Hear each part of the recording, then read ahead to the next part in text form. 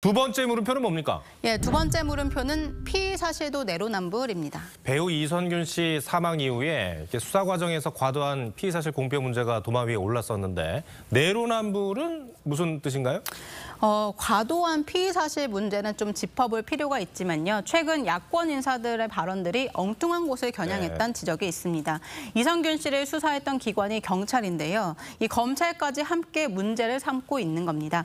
이 가장 먼저 가족 입시 비리 의혹으로 재판을 받고 있는 조국 전 장관이 이 검찰과 경찰이 가장 강력한 합법적 폭력을 보유하고 있다고 비판했고, 줄곧 이 검찰 독재를 주장하던 이재명 대표는 국가수사 권력의 무고한 국민이 또 희생됐다는 글을 올렸다가 삭제를 했습니다.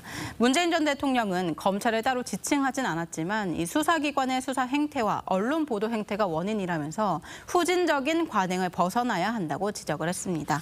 그런데 민주당이 앞장서서 검찰이 마약 수사 못하게 법을 바꿨잖아요.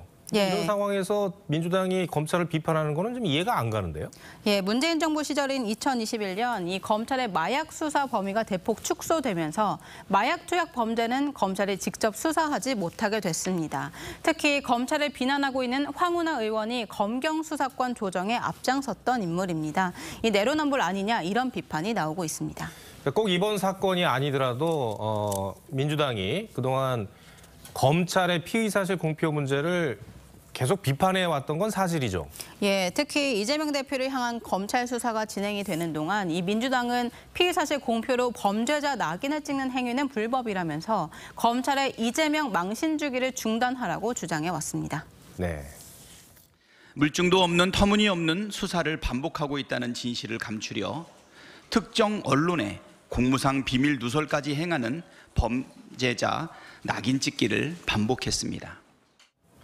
그런데 이번에 민주당이 통과시킨 김건희 여사 특검법을 보면은 여야 입장이 좀 달라 보여요. 예, 이 특검법에 수사 상황 언론 브리핑을 할 수 있는 조항이 포함됐는데요. 물론 피의 사실 외 이런 표현을 넣기는 했지만 이 수사 내용을 매일 브리핑하다 보면 자연스레 피의 사실 공표되는 게 이게 여당 입장이고요. 네. 반대로 야당은 과거 최순실 특검 때도 하던 거라면서 문제가 없다는 입장입니다. 알겠습니다.